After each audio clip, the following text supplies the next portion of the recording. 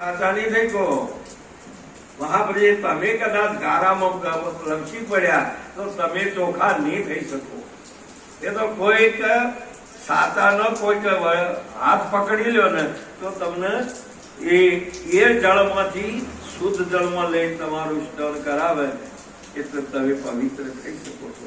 નહીતર મહાપ્રભુ ગારા વાળા પાણીમાં તમે કાયમ કદાચ એ પાણીમાં નોમ નતો હોય કોઈ દાડો તમે પવિત્ર થઈ શકતા નથી.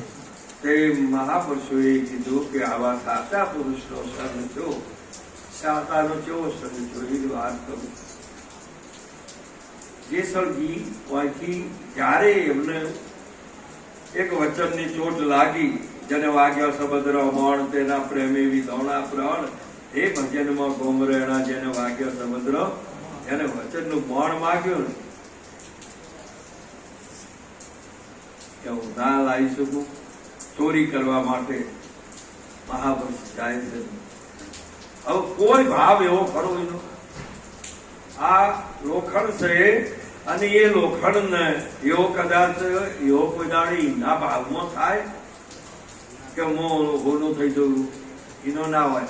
પણ પારસમણી ના ભાવમાં શું હોય? હોનું એને અડી જાય તો ખાલી અડે ને બીજું કોઈ ના કરે, એને નવરાવે જ ને એને અડી જ જાય. એક વાર તો અડી ગયો પારસમણી નું પારખું લોઢાને કંચન કરે મહાપુરુષ એક પળની અંદર આ મન છે ને એ લોખંડ જેવું છે. મન મારું લોહા જેવો કાટ છે પારો રે, પારસમણી પોતે ગુરુજી એનો જોગ સારો રે, ગુરુ તો રે પાયે લાગુ મંદિરે પધારો રે, આ મનના તો સંશય મટે મટે મોવારો રે. આપણી આ દ્રષ્ટિ રહી અધૂરી દેહ ઉપર રૂપ ઉપર સ્વરૂપ ઉપર નથી.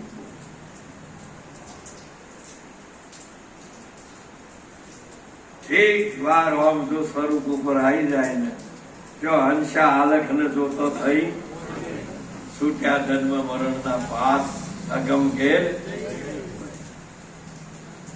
હવે જુઓ જે અલખ ને જુએ છે એ વાધળી થઈ, વાધળી નો અર્થ શું થાય? અલખ ને જોતો થઈ ફરી જગત ને ભાળે. આ બધું જો જે ભાળે તે અલગ અલગ ને આનું નામ વાધળી કહેવાય કે પરમાત્મા સિવાય બીજું કોઈ જોતો આ બધો ઉભો થતો આ ભૂત જ ના ભાળે. આર્ય આ ભૂત ના ભાળે, એમ કહું છું ભગવાન જ ભાળે. અને જયારે એક બીજો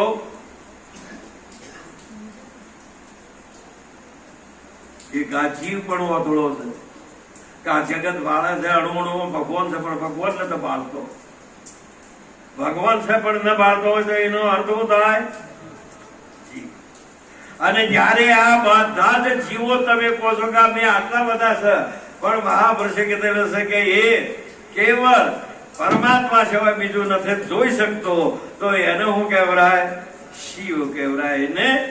એને કીધો કે એ પોતે પોતાના સ્વરૂપ સિવાય બીજું કોઈ જોતો. અને આવી વાત આપણને વારંવાર મહેતાજીએ અહીં ઉભા થઈને તો બધા જ કીધું. બધા વાણી તો તમારી કયો છે બાપ? વાણી તો સંત મહાપુરુષની છે, એને અનુભવ થયો છે, એની આ વર્ણન કર્યું. આંખ મારી ઉગડે ત્યો સીતારામ દેખો, ધન્ય મારું જીવન કૃપાએ નીલેખું. કોની? સદગુરુ પરમાત્મા.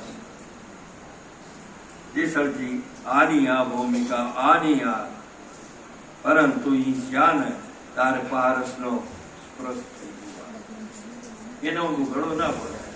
આ તો રોજ નવાર કરો તો ઉઘડા થતા ના હોય. મહાપુરુષ એક દિવસ આ તનને ઉધળો નહીં કરવાનું, એના માટે તો શેમ્પો કેટલીય કંપનીઓનો અને એ તમે શોમાં છો તો કોઈ એ રંગ ઈશ્વરે આલ્યો છે ને જે પૂછો છે ને એ ગાંઠમાં બીજો બદલાયો પણ તમારું મન બદલો, મનનો રંગ બદલવાનો છે, મનનો ઢંગ બદલવાનો. મન મેલું છે, બીજું કોઈ મેલું. તમે અહીંયા આવીને બેઠા ને આપણે બધા તમારે બે પ્રકારની ભૂખ છે. કેટલી? બે પ્રકાર. તમારા પહાડીઓ બે જણા છે અને બે ભૂખો છે. તમે આખી જિંદગી શું પણ અનંત અવતાર લેવો તો આ બે ની ભૂખ હોય. એકની કદાચ મટાડશું પણ બે ની તો મટાડી શકો.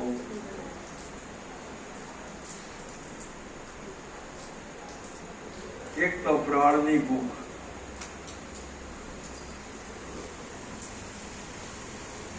એને ભૂખ લાગે ને એટલે તમે કદાચ 2-3 દિવસ ચોય ના મળ્યું હોય ને તો રોટલી ઊની કરવા ના જતો. કદાચ પડી હોય ને તમારે સાબડીમાં તો કે ભાઈ આજે છે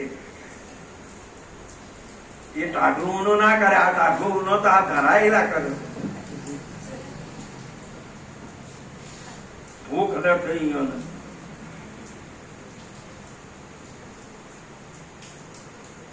આવા જે પ્રાણની ભૂખ બે કે 3 રોટલીની.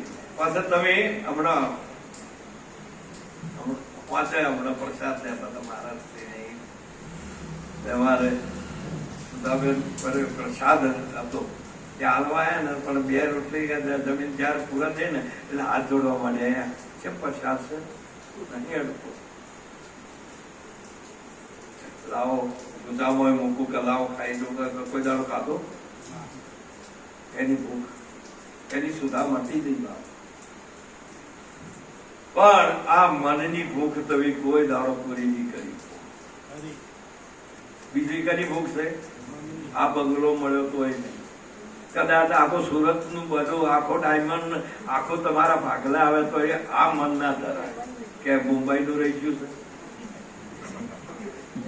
અરે મુંબઈ નું મળે તો કે એન્ડ્રોપમાં રહી ગયું છે.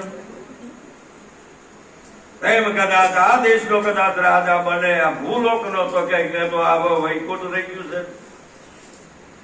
આ 14 લોકની સામ્રાજ્ય આપો તોય આ રહ્યું એ કોઈ દાડો ધરાય એવો બધોનો અધિપતિ બને, બધું એનું છે તોય આ રહ્યું કોઈ દાડો ધરાય નથી. અને ભૂખ તમે મટાડી કહેતા હોય તો જો ઘાયલા થવા જાવ ને તો અમારે રામ રામ નહીં કરતા. આમ આર્યો ને એની ભૂખ મટાડવા માટે મતલબ કે આમ કરું આમ કરું. તમે તો જીવી નાખો, કોઈને જીવાડો. આ તો બધું પરમાત્માનો આ બગીચો છે. પરમાત્મા ધારે એમ કરે. આ સર્જને કર્યું વિસર્જન. એક એનો બગીચો એવો છે કે ધોધવાના નીર જેવો છે. પરંતુ તમારે એક વસ્તુ ચોક્કસ છે,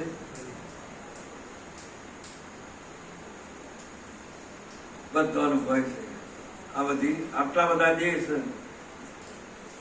આટલી બધી માછલીઓ આ સાગરમાં શું અને કો બોલો કોના પર ચોટ કરી છે? કાળની કરી છે. હિમ્મત કોણ છે? ખબરદાર.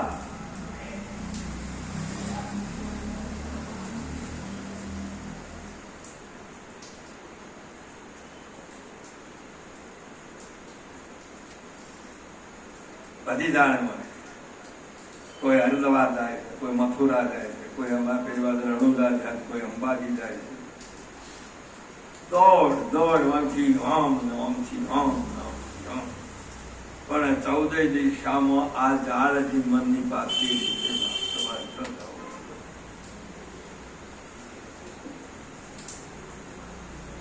હોય તો તમે કદાચ જાગ્રતમાં થા પડે, ઊંઘમાં તો કદાચ સપનામાં તમારો સૂક્ષ્મ દેહ લઈ કદાચ ગમે તો કદાચ મુંબઈ જવું પડે, કદાચ ઓસ્ટ્રેલિયા, અમેરિકા કે લંડન જો કે દોડથી જે કેનેડા જો ગમે તે દુનિયામાં જો, પણ તો અહીંયા હાર્યો એ આવશે ને. આ છોડે એવો આ ભ્રત જાય નહીં. આ રીતે જાય છે. આ રહ્યો એ સંશય અનુભવ. આ જાય એવો નથી.